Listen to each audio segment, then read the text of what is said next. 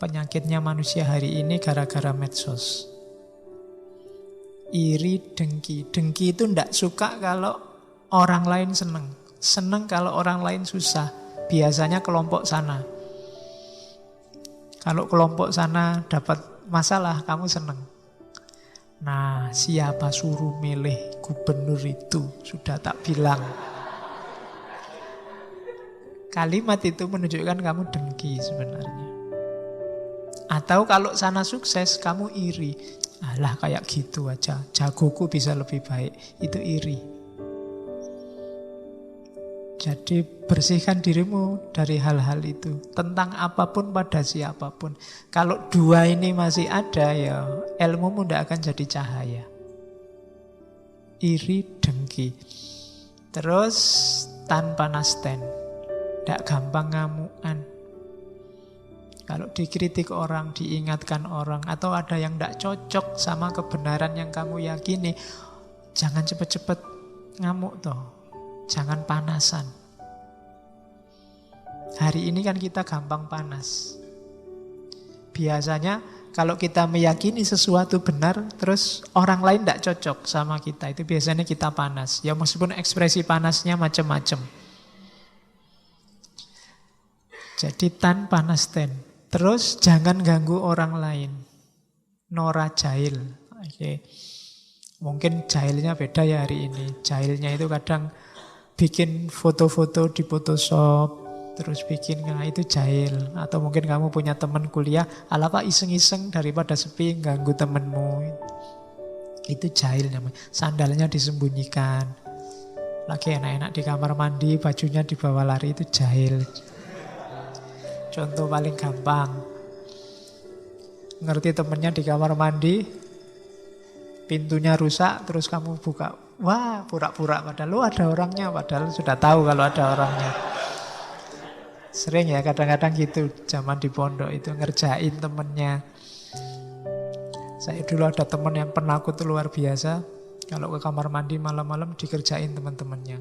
Dari jauh dilempari batu, dueng gitu. Dia kaget luar biasa. Kaget langsung lari keluar. Aku ora wedi. Terus balik lagi. Aku ora wedi kok. Balik lagi. Itu jahil. Biasanya kalau yang seusia kita kan suka jahil.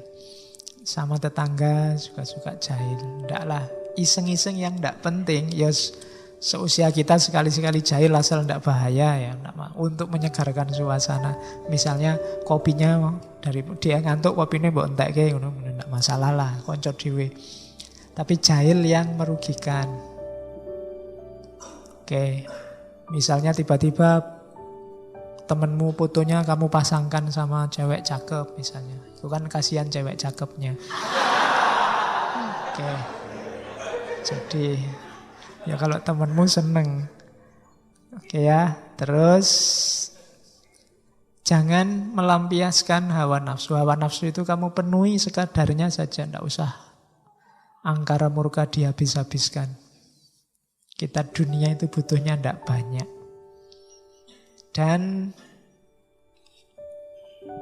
amung eneng amreh ening. Jadi lebih suka diam, mencari ketenangan, menjernihkan pikiran.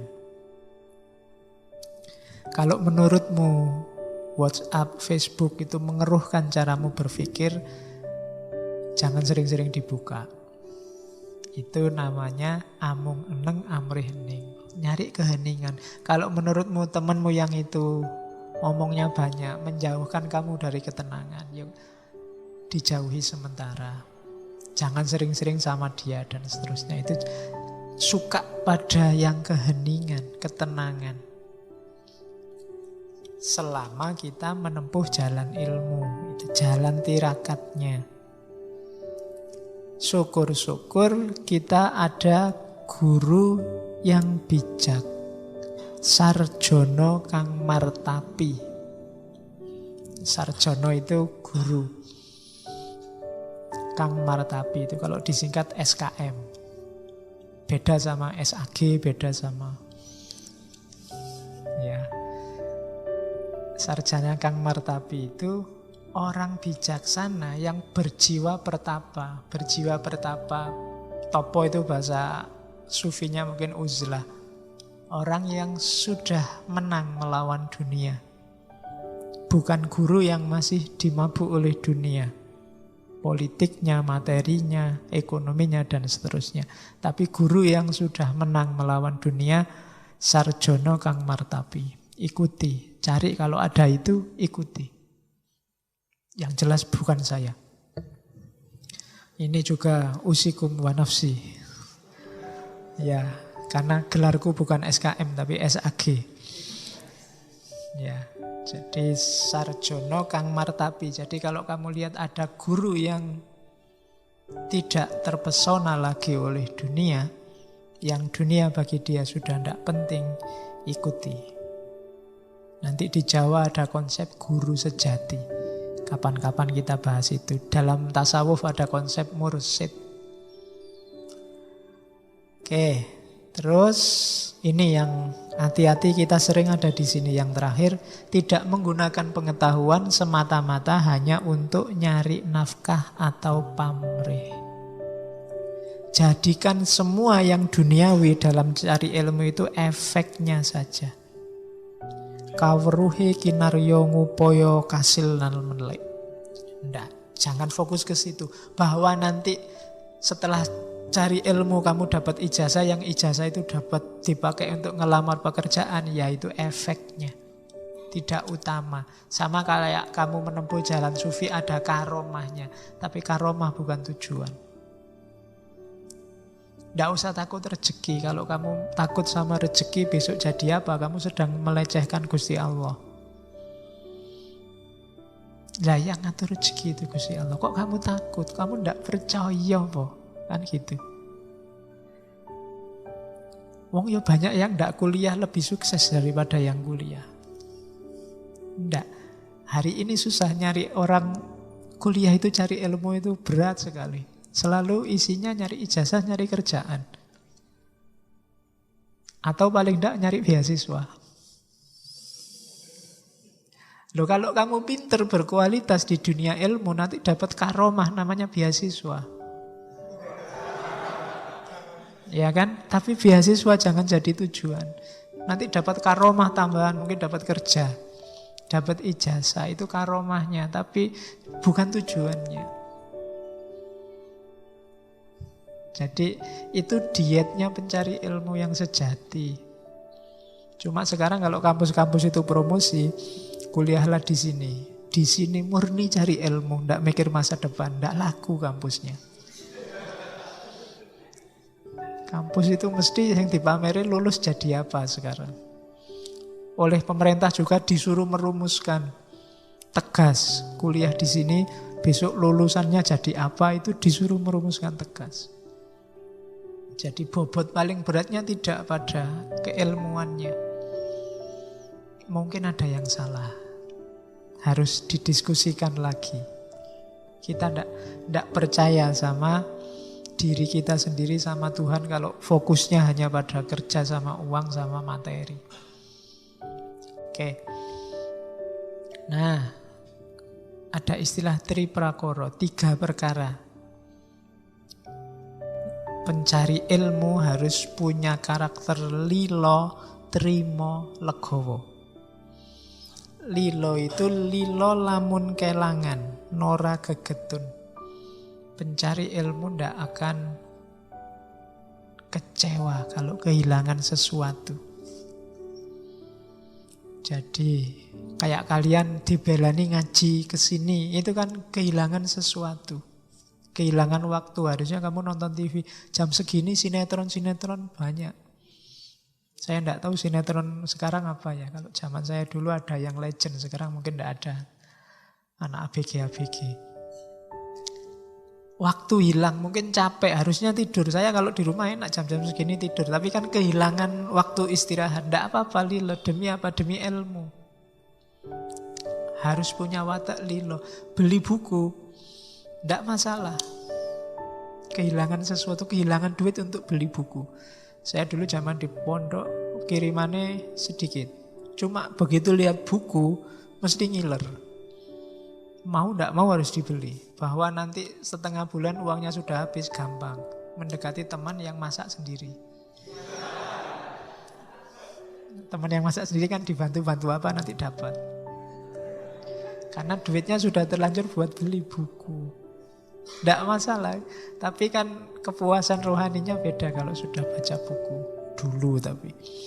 Jadi lilo. Lilo lamun kelangan. Sekarang kan tidak mikir itu. Sekarang duitnya banyak bisa beli. Sudah ada untuk beli. Biasanya yang dikorbankan waktu sama tenaga.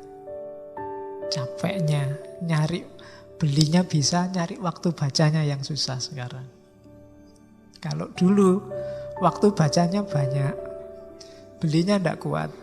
Zaman dulu di seberangnya UIN itu ada toko buku Gunung Agung. Itu saya termasuk mahasiswa ndak gaul. Karena kalau ada waktu kosong mesti nongkrong di buku itu. Dan zaman dulu toko buku ndak kayak sekarang. Sekarang semua buku kan diplastiki.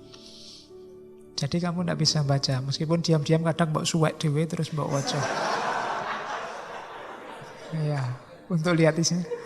Kalau dulu bisa berjam-jam di toko buku. Kadang mulai jam 8 kuliah jam pertama, jam setengah 9 sampai jam setengah 1 di situ. Lumayan. Surganya pencari ilmu itu toko buku yang bisa dibaca di tempat. Ya. Jadi rela. Tetap ada yang harus dikorbankan. Nggak boleh cari enaknya saja. Pasti ada yang harus dikorbankan. Kalau nggak lilo ya nggak jadi mencari ilmu. Terus trimo lamun ketaman seserik sameng dumadi. Jadi sabar, trimo. Kalau dapat perlakuan yang menyakitkan hati pasti. Ketika kita menempuh jalur khusus yang berbeda dengan orang lain, pasti nanti ada perlakuan-perlakuan yang menyakitkan hati kita atau tidak cocok sama kita. Harus terima. Bahasa Arabnya ridho. Terimalah kalau ada orang tidak cocok sama kalian. Dan yang terakhir legowo. Ikhlas. Menyerahkan diri pada Tuhan. Karakter utama seorang pencari ilmu itu 3. Lilo, trimo, legowo. Kalau kalian punya 3 karakter ini, hidupmu akan tentram. Yang membuat hidup kita sumpek adalah kita suka tidak rela kalau kehilangan sesuatu. Kita tidak terima kalau ditimpa hal-hal yang kita tidak suka. Dan kita tidak legowo, tidak rela atas kisah hidup kita, jalan hidup kita. Kita komplain dan mengeluh terus pada Tuhan. Jadi Mangkunegoro kaping sekawan mengingatkan kita, laku utama kita harus punya 3 nilai ini. Lilo, trimo, dan legowo.